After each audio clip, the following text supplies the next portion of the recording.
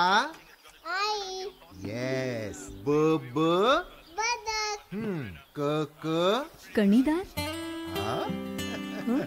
ख ख खमंग.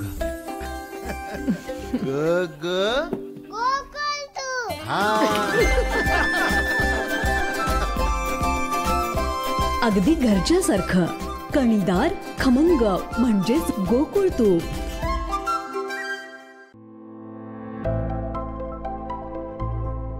फोटो शिंदे सेनेत एक परवा भरती झाले बा, मी फोटो काढून आणलं मोठा. म्हणजे किती स्टँडर्ड माणसं त्यांनी भरती केलं दाखव.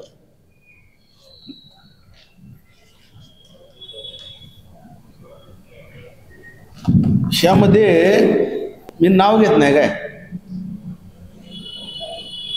इकडची एक व्यक्ती आहे बाबा, इकडची एक नंबर. जरा हे घे प्रत्येकाला दाखव, एक नंबरची व्यक्ती दाखवून झाल्या मी बोलतो. असे ओळीनं दाखव इकडून.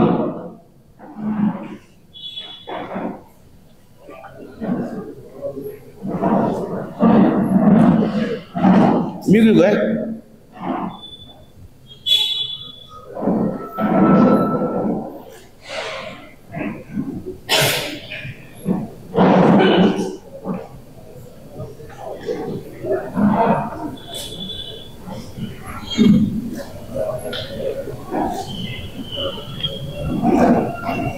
साहेब, ह्या व्यक्तीची मीडियानं कुठेही चौकशी करायची.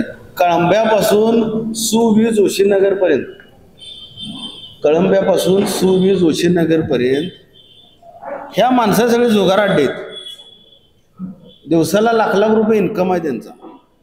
ते एकनाथ शिंदेच्या बरोबर आहेत स्टेजवर उघडमध्ये. हा यांचा पक्षप्रवेश सुरू आहे, हा यांचा पक्षप्रवेश. म्हणजे आणि तो इच्छुक, मागच्या वेळी त्यानं इलेक्शन लढवल्या, हरला तो व्यक्ती.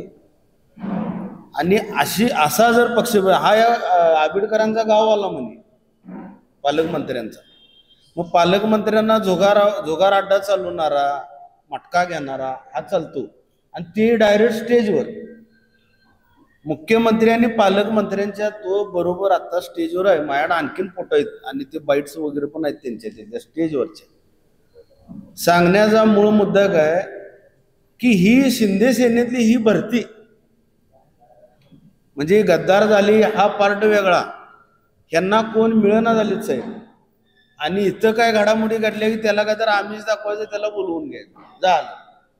माझी तर विनंती आहे, जी कोण जात असतील त्यांना, भविष्यात हा पक्ष पण संपुष्टात, हा पक्ष पण राहणार नाही, भाजप गिळंकृत करणार आहे. आणि उघडमध्ये सांगतो. आणि ह्या माणसाची पालकमंत्री इन्क्वायरी लावतील का? माझ्या प्रश्नाचं पालकमंत्री उत्तर देतील का? अहो, तुमच्यावर डायरेक्ट झोगार अड्डावाला. ज्या माणसामुळे, ज्या व्यक्तीमुळे कोल्हापूर शहरातील एक नवीन तरुण पिढी बाद झाली, देशोधडीला लागली. ज्यावेळी आपल्या महामार्गावर डान्स बार चालू होता हायवे नावाचा, त्याच्यावर आक्षेप घेतला स्थानिक लोकांनी. तो विधिमंडळात गेला, तारांकित प्रश्न उपस्थित झाला.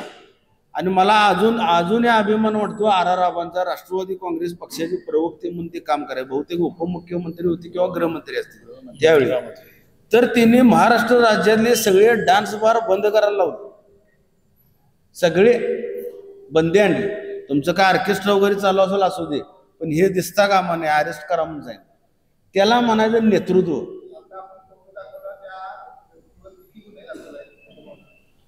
व्यक्तीवर गुन्हे किती आहेत मला माहिती, पण माहिती का साहेब, आता 2008 साली अमुक घटना घडली, रवी इंगोले त्यात होता. त्यानंतर मी निर्दोष झालो. होतो का नव्हतो सिद्ध झालं नाही. कोर्टाने मला निर्दोष सांगण्याचा उद्देश सांगतो. फार हुशार माणूस, दुसऱ्याला पुढं करायचं, त्याच्या नावावर पैसे मिळवायचे. आणि तुम्ही त्याच्या सर्कलमधून माहिती काढा. मी अगदी उघडमध्ये बोलावलेले पोलीस डिपार्टमेंटला फोटो दाखवा आणि डिपार्टमेंटने सांगायचंय मी याचा क्लब नेऊन दाखवतो डिपार्टमेंट. आता ते तुम्ही समजावून घ्या ना. पालकमंत्र्यांचा माणूस, गाववाला. अहो ह्याच्या अगोदर त्यांचं हेच उपद्याप आहेत साहेब. गेली 5 वर्ष माणूस हा 5 नाही मला वाटतं सम्राट कोरण्यांचा पार्टनर त्यातून फुटला. सम्राट कोरण्यांच्याकडून यानं चांगली एक डिग्री प्राप्त केली त्यांच्या क्षेत्रातली त्या 2 नंबर धंद्यातली. मग ते डिग्रीचं सर्टिफिकेट घेऊन यांनी स्वतःची शालेय संस्था तिथे सुवी जोशीनगरमध्ये काढली 52 पानाची. ही वस्तुस्थिती आणि मी उघड बोलालोय. यांच्यात जर धमक असेल पालकमंत्री आणि कोण आहे हे नाही मी नाही नाव घेत कारण ते नुसतं माझ्यावर काय तर बोलू दे मग नाव घेत. आणि मी पालकमंत्र्यांचं नाव घेऊन बोलावले. मी जबाबदारीने साहेब बोलावलो.